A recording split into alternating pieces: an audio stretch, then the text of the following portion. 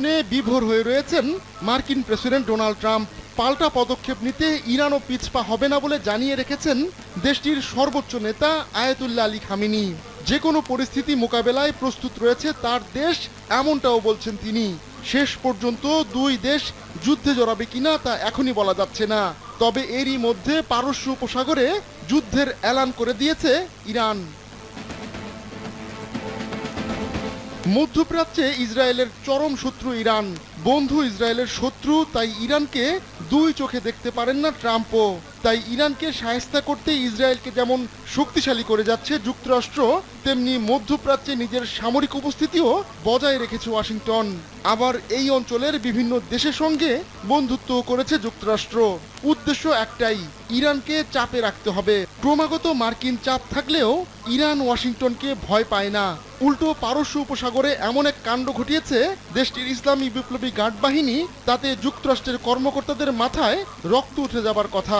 গুরুত্বপূর্ণ এই বাণিজ্যিক রুটে তেলবাহী দুটি বিদেশি ট্যাঙ্কার জব্দ করেছে ইরান। দেশটির গণমাধ্যম বলছে ওই দুটি ট্যাঙ্কারের মাধ্যমে ডিজেল ফুয়েল চোরাচালান করা হচ্ছিল। জব্দ করা ওই দুই ট্যাঙ্কার এখন ইরানের বুশেহের বন্দরে নিয়ে যাওয়া হচ্ছে। ইসলামী বিপ্লবী গার্ড বাহিনী এক বিবৃতিতে জানিয়েছে ওই দুই ট্যাঙ্কারে 25 জন ক্রু ছিলেন। তারা পারস্য উপসাগর দিয়ে জ্বালানি চোরাচালানের সঙ্গে জড়িত ছিলেন। এই দুই ট্যাঙ্কারে করে 30 লাখ লিটারের বেশি ডিজেল চোরাচালান করা হচ্ছিল। এখন ট্যাঙ্কার দুটিকে বুশেহের বন্দরে নিয়ে যাওয়া হচ্ছে বলেও জানিয়েছে তারা। তবে ওই দুই ট্যাঙ্কারের নাম বা সেগুলো কোন দেশের তা জানায়নি ইরানের ইসলামী বিপ্লবী গার্ড বাহিনী।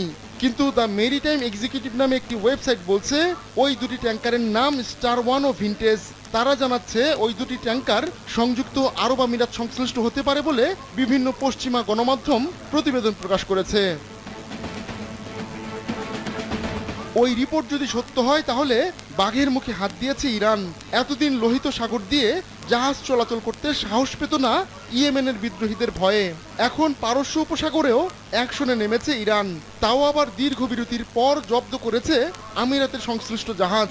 তাই ওই দুই ট্যাঙ্কার জব্দ করে ইরান আসলে আমেরিকাকেই বার্তা দিতে চাইছে বলে মনে করা হচ্ছে। আহমদুল্লাহ শিকদার, কালবেলা।